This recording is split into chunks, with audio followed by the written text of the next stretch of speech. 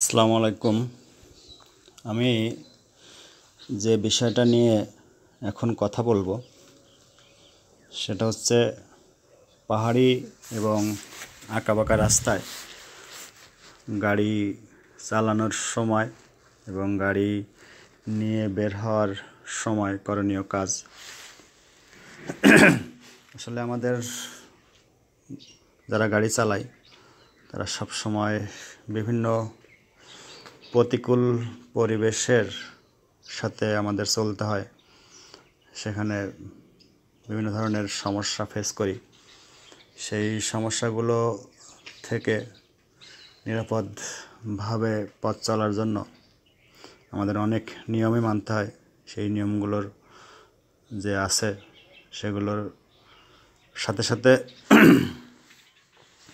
আমাদের পাহাড়ি এবং আঁকাবাঁকা রাস্তায় যে বিষয়গুলো অবশ্যই নজরে রাখা উচিত সেটা হচ্ছে প্রথমেই একজন চালকের মানসিক প্রস্তুতি নেওয়া।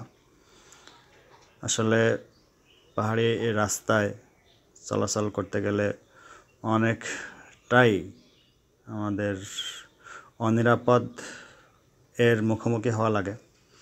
সেখানে আমি মানসিকভাবে প্রস্তুতি নিব, আমার পর্যাপ্ত পরিমাণে কনফিডেন্স তৈরি করব, নিজের প্রতি এক আত্মবিশ্বাস থাকবে যে আমি নিরাপদ গন্তব্যে পৌঁছাতে পারবো।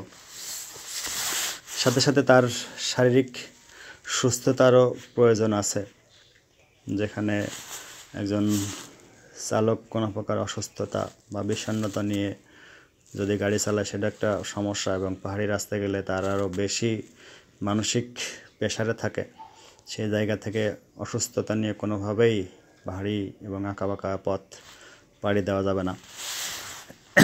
পাহাড়ি রাস্তায় চলার সময় আমাদের যে আবহাওয়ার একটা সমস্যা, ঋতুর যে পরিবর্তন, সেটা আমাদের বোঝা উচিত। যেমন অতিরিক্ত কুয়াশা, অতিরিক্ত রোদ, অতিরিক্ত বৃষ্টি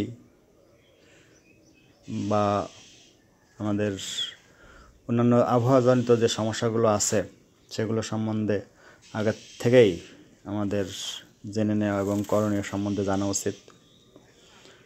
এবং সাথে আমাদের যখন আমি ঝুঁকিপূর্ণ পথ পাড়ি দিব, রাস্তায় যে কোনো প্রকার দুর্ঘটনা ঘটে বা যে কোনো সমস্যার কারণে বা যান্ত্রিক ত্রুটির কারণে হয়তো আমার দীর্ঘ সময় একটা জায়গায় থাকা লাগতে পারে, সেখানে আমাদের শুকনো কিছু খাবার, ওষুধ এবং গাড়ি মেরামতের প্রয়োজনীয় টুলস, ইকুইপমেন্ট এবং টো চেইন সহ প্রয়োজনীয় কার্ড আমরা রেখে দিব, সাথে ইমার্জেন্সি কন্ট্যাক্ট নাম্বার।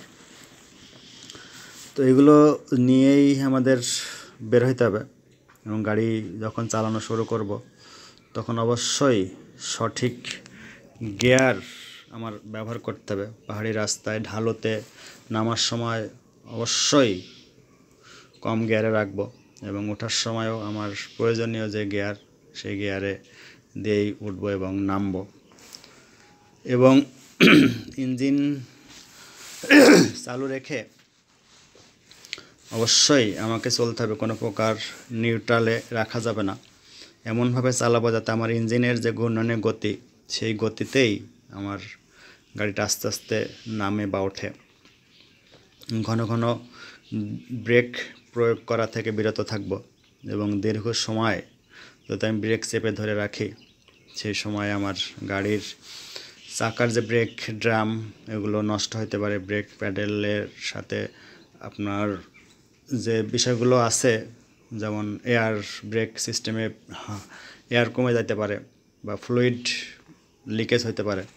এজন্য আমরা ব্রেক চাপার সময় অবশ্যই সতর্ক অবলম্বন করব। আরেকটা যে বিষয় সেটা হচ্ছে গতি অবশ্যই কম রাখতে হবে। পাহাড়ের ঢালুতে আমাদের গাড়ির গতি কোনো প্রকারই অনিয়ন্ত্রণের যাতে না হয় সেটা খেয়াল রাখতে হবে।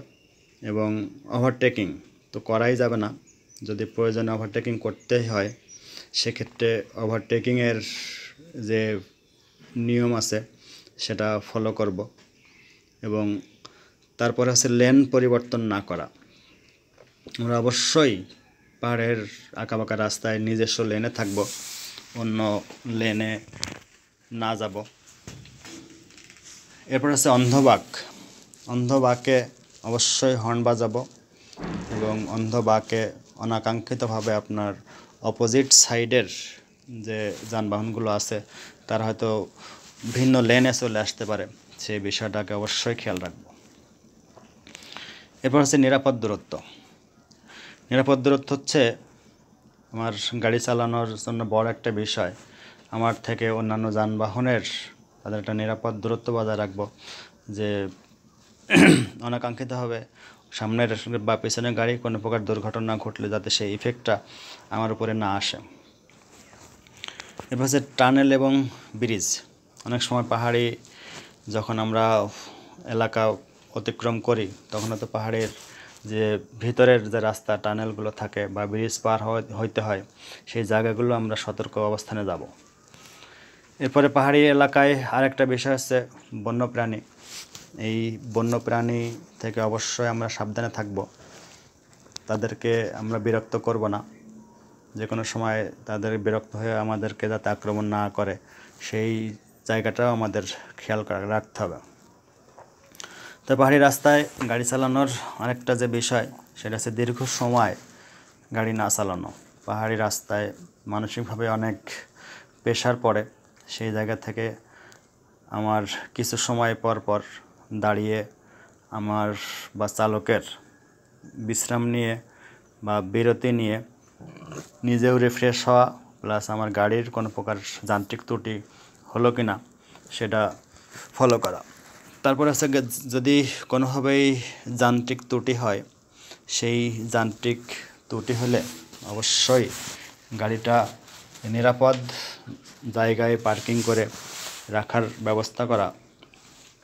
যদি প্রয়োজন হয় নিজে মেরামত করার তাহলে নিজে মেরামত করব, আর যদি সম্ভব না হয় এক্সপার্ট বা দক্ষ মেকানিকের যদি প্রয়োজন হয় তাদের সহযোগিতা নিব, এবং সেক্ষেত্রে মেকানিকের নাম্বার অবশ্যই সংগ্রহ রাখা উচিত।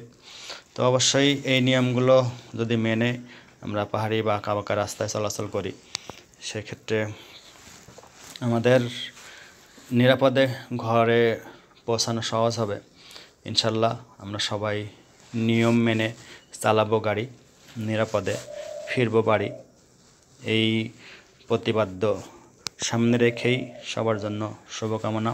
ভালো থাকবেন। আসসালামু আলাইকুম রহমতুল্লাহ।